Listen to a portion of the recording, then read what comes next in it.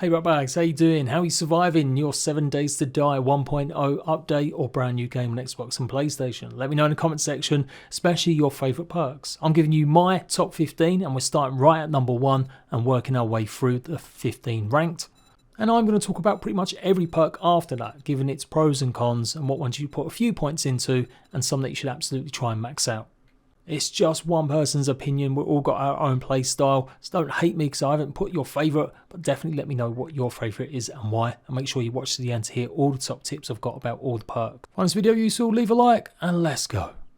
So before I begin and tell you lucky loot I should be one of the first that you unlock, I am saying right now, put at least every point into the first 15 that I mentioned, then after that you can start really focusing on the top 15, or maybe putting a few points elsewhere, but these are the 15 you should put at least 1 point in first. You can max out all your skills eventually with up to 300 level up points. Anywho, lucky looter, you'll get better quality loot and you'll loot absolutely a lot quicker once you max it out.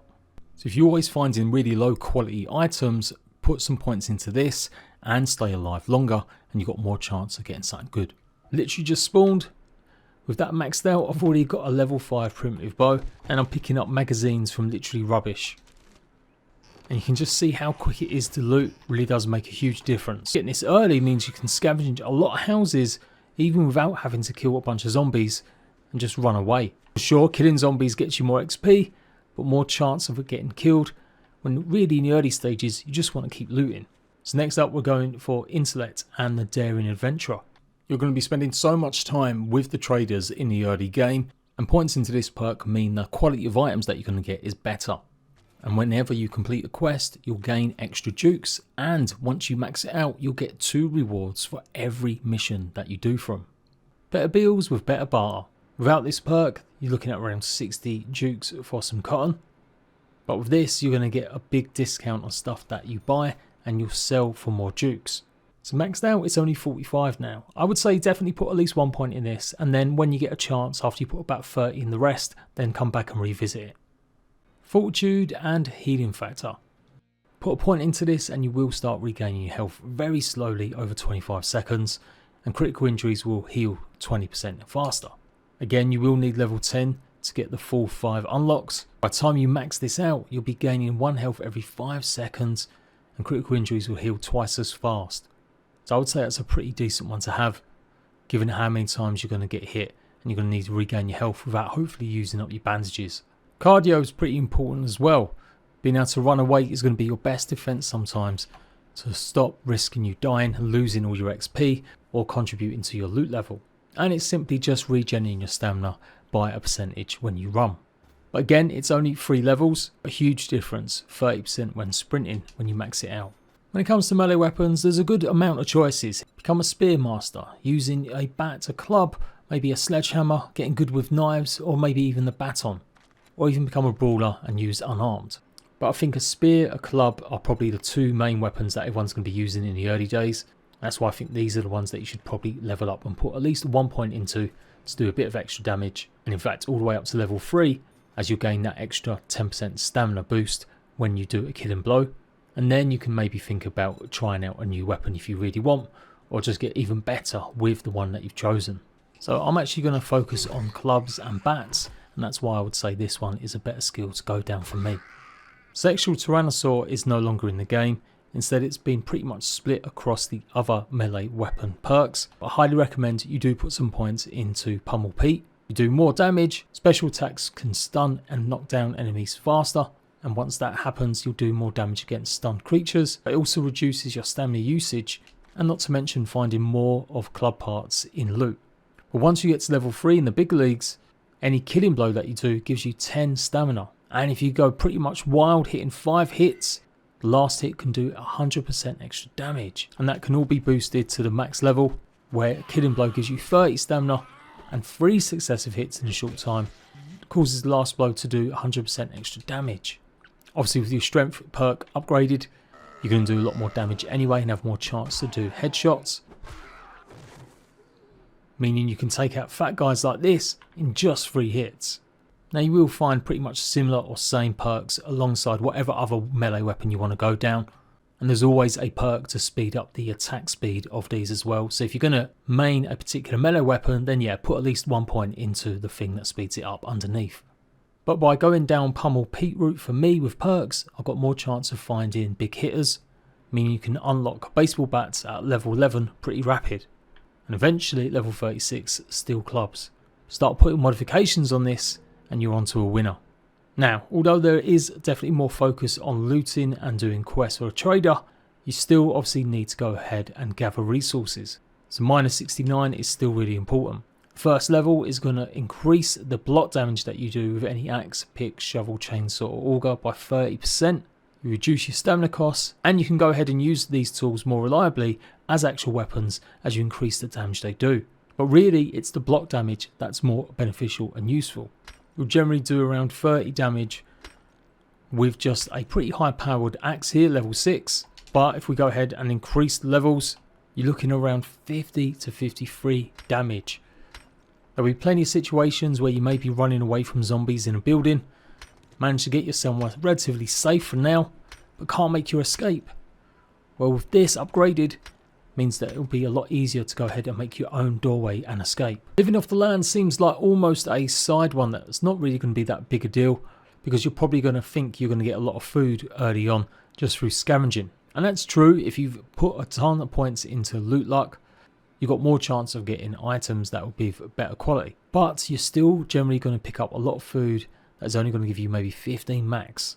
And pretty much nearly all canned foods won't give you any kind of bonuses. It's just purely filling up your food and maybe a little bit of health. What you really need to get into is growing your own crops and being able to cook as fast as possible. It's a huge jump up in food, health and extra bonuses like extra stamina or even extra fortitude and duration of your food. There's so many things you can really aim for and unlock that will boost your character while in combat or just exploring. So living off the land seems, like I said, maybe a bit innocuous, just doubling the amount of harvest crops that you get. But you can also use this on farmyards that you find. If there's any crops that aren't dead, you will get double the amount there too. And despite maybe you being able to find lots of food, and yes, hunting down creatures and getting meat is always a good way too. But let's face it, 5 decent pieces of raw flesh into 1 charred piece of grilled meat isn't exactly amazing. So yeah, the quicker you get into these types of things and foods, the more recipes you unlock with the next one, Master Chef, the better overall you'll be able to survive longer, increasing your loot odds and basically not being reset every 2 minutes. So it's a big circle. You don't lose XP if you die, and I think it's a really good one, especially as you only need to get 3 levels to benefit the most, tripling the amount of food that you get from your crops, and you do also get 50% cheaper to craft the farm plots. So combine that with Master Chef, like I said, and you'll be unlocking a lot more recipes. Putting points into Master Chef will increase the amount of home cooking weekly you get, which means you'll unlock all of these recipes a lot sooner. When you go through the Master Chef perks, you won't need as much resources to craft your meals as it costs 40% less and it will cook 80% faster. Scavenging isn't something to maybe bypass. Obviously it's pretty important for getting lots of components and putting some points into salvage operations, do more damage with your tools, harvest 20% faster and gain up to 20% more resources with the wrench, ratchet or impact driver. And again it will reduce the amount of stamina you use. So you go up from maybe 50 with a really high powered wrench level 5 to 90 and of course a ton of resources. But this also has the added benefit of making pretty much a wrench a one hit kill in certain instances, in fact doubling the amount of damage they can do. One thing that really bugs me about 7 Days to Die is getting stunned. 9 times out of 10 this is what will get me killed, because I can handle maybe 1 zombie on its own, 2 maybe, but 3, and as soon as one of them manages to stun me, that's it, I can't run away, and I seemingly can't do as many hits back. If you max this level out, you won't ever get stunned again. Also reduces how much HP loss you take by 25%. So yeah, I think that's a pretty good perk to have, as there's just so many times that I've been stunned. It's totally worth sinking a point into Pack Mule for sure. Getting an extra 3 slots, just 1 point, is pretty good. If you can stretch it to 2, great. After this though, I'd probably stop and focus on trying to find either the pocket mods that you can put into your armour that will give you more slots anyway. There's nothing worse than maybe upgrading this and then realising that you'll actually find a bunch of the schematics that will give you extra inventory space anyway. I would absolutely put some points into parkour. Be surprised how many times you try jumping out of trouble, especially when you're maybe stuck in a hole doing a treasure quest and you forgot about the zombies about to fall in with you. Also, the amount of times I've broken my leg even from just some cliffs, anything that's going to help with that is also good. But you don't really see the full benefits of this until you get to level 2. Can't jump this 2-meter wall? No problem. Get the stuntman perk and just look at you go. This will save your life so many more times than you would imagine, getting away from some zombies for just a few seconds. Yes, they can jump and climb quite well, surprisingly. But there's no doubt about it that being able to get up top on certain things quicker gives you more of a chance of escape. You do have to get up to level 8 to take full advantage of the parkour perks. But it's even better at level 3, never get a broken leg when falling, and you can now also fall 4 block length extra than you did before without taking any injury. And once you get to level 4, you can go ahead and jump 3 blocks high. Honestly, you'll start feeling like you're the Hulk doing these super jumps. Obviously with -69, you would assume that motherlode would be high on my list, and you are correct, at least the first point. Getting enough stone and wood in the early days, if you're especially going to be building your own little mini base, pretty important, and you'll gain 20% more. Is it worth putting more points into the rest? The more points you do put into this though, the more chance you can find the right magazines and increase quality of tools. So not immediately all your points, but a few. Like at best maybe main vein to get a 40% increase. But yeah, after that, again I'd wait until you've got points in your other stuff first. Absolutely put some points into physician. The very first level is going to give you 100% more XP when using a bandage. Splints and casts cure sprains instantly. You'll heal faster, and your medical healing items will do better over time. Obviously this just increases even more, but you do start getting the added benefit that you'll be able to craft stuff in the chemistry station quicker, to the point that casts cure broken limbs instantly. And you do start gaining bonuses using batons with damage, but I don't know why, every time I've used a baton I've always felt like it's underpowered compared to using just a bat or even a club. And the final 2 perks in physician don't really seem, or outline here at least, that they give any additional perks to healing. But I'll definitely put 3 points into physician. So that's pretty much my top 15 perks that you really want to focus on. From here on out, I think it's worth only maybe dumping 1 or 2 points in some of the rest of the perks, or when you're really deciding to specialise. So these are more just additional tips on the perks and what they really will do for you. For stealth perks, I think these go really well hand in hand with archery. Obviously that's why they're all part of the same tree. I'm not particularly good at going through the game pretty quiet. I tend to always just alert the zombies. So to have an extra bonus for doing damage from the shadows isn't maybe as important to me. But if you're focused in on archery because you've got good aim, then you absolutely want to combine something like that with the stealth perks, giving more damage. One thing it might be worth putting at least a point into is Lurker from the shadows, as it will reduce the amount of noise and muffle that you make, and you'll actually be able to move 10% quicker while sneaking. Also reduces the amount of time that enemies will look for you. But beyond that, I wouldn't necessarily invest in it unless you really were outlining and giving yourself a stealth kind of build. So I'm going to say it right now, I think a lot of the gun perks are just not worth your time until you actually are able to start crafting your own or find reliably getting more.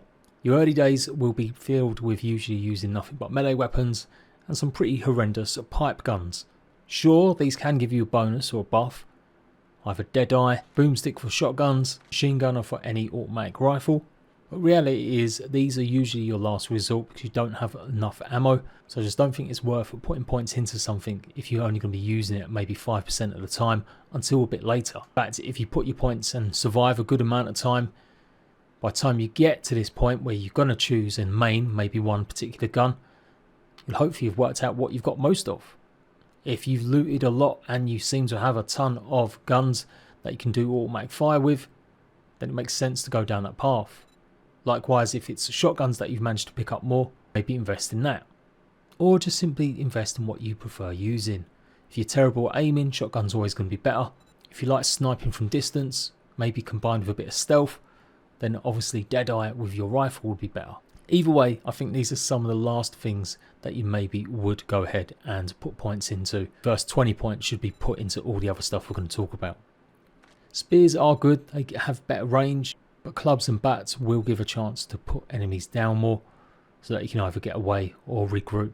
There's nothing wrong in knives and the rest of the stuff either, especially when you start using the perks. If you learn to hit, move and pretty much run away for a bit, you can kill a lot of zombies and creatures with just a few hits and letting them bleed.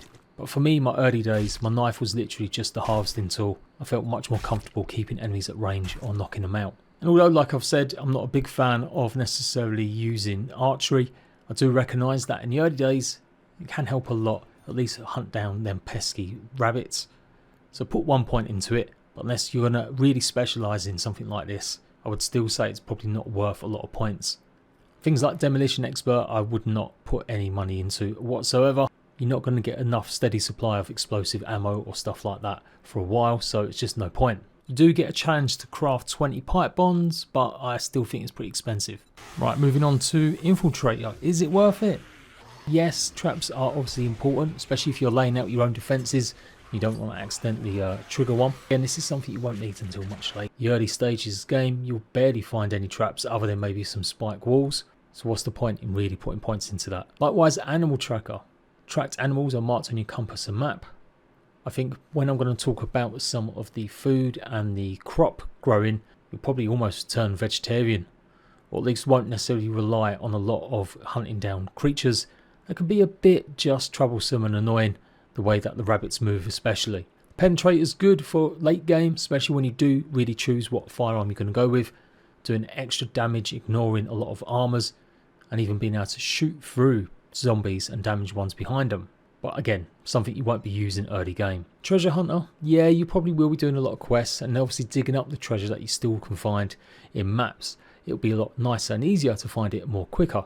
But let's face it, we're talking about like maybe an extra minute or half of just maybe digging. Given that searching for treasure, a lot of the early game at least, is you just returning stuff for a quest, you're not going to get any benefit out of the more items in it. So one to avoid until later.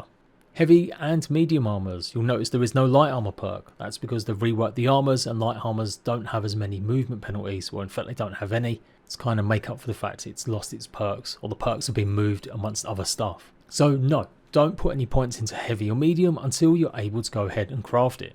Can't craft any until you get to level 11, and increasing any attribute skill increases armoured up magazine drops. Like sure, you might find one piece here and there of medium or heavy, but there's real no benefit in having any points in this until you can go ahead and craft. One thing I would say is worth putting a point in. I've told you it weren't maybe worth it tracking animals, but getting more resources out of when you harvest is good, so at least a point in huntsmen.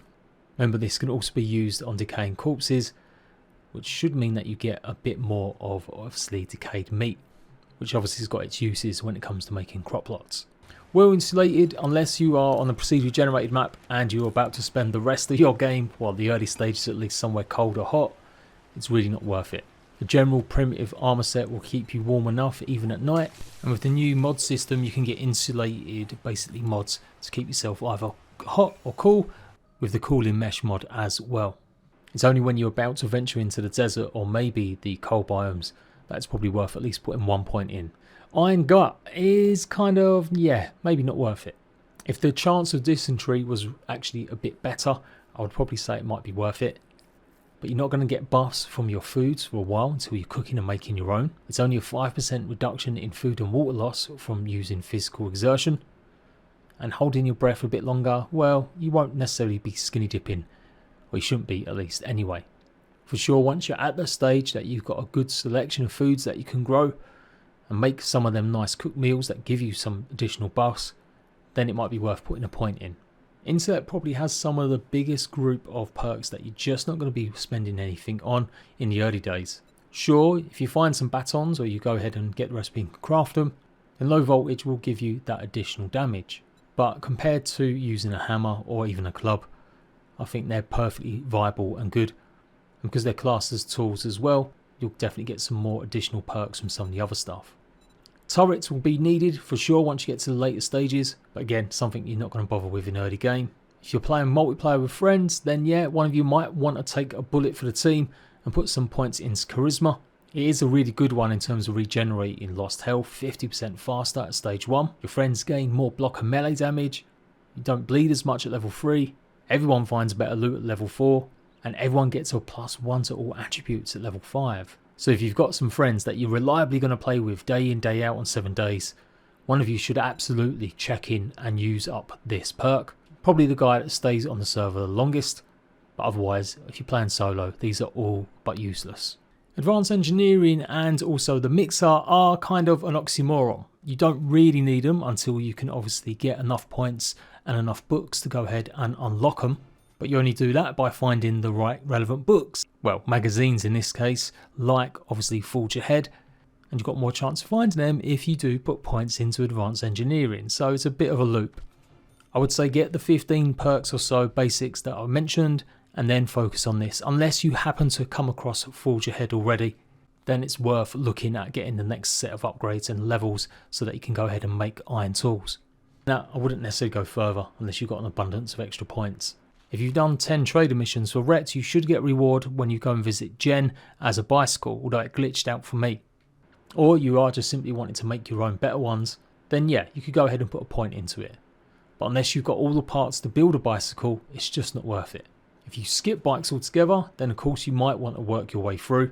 It does make the vehicles cheaper, and if you're bad at driving and always having to repair them, then you might want to invest in these points so that you can go ahead and repair it more effectively. But you do not need to buy any of these perks to go ahead and craft your vehicles. That solely relies on you just finding the vehicle adventure magazines. That said, if you want to find more parts to build your own motorcycle or 4x4, then the more points you do put into it, the more chance you've got of coming across the vehicle parts that you want. A lot of picking could be good. Most players though are pretty content with sitting there and wasting away 5 minutes smashing away at a safe until it breaks.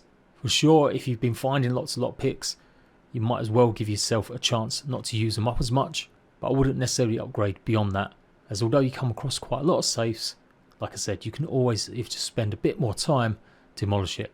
And there you go, that's a bit of an unusual video, I know, giving you the top 15 and then just pretty much going a bit more random, but you kind of get the idea. To me, the importance of them does get less and less. For sure, things like Forged Ahead, if you get enough copies, then absolutely you're going to keep putting points into it as you keep progressing, finding more to get that iron tool set. But yeah, as mentioned, some of the late game ones, I just don't think they're worth your time. Certainly not in the first 30 to maybe 50 points that you'll have. And remember, you can level up 300 times. So you can go ahead and max out every single one. If this video has been useful, please leave a like. Check out the rest of my 7 Days to Die games guides and news, and I'll see you at Bags for more soon.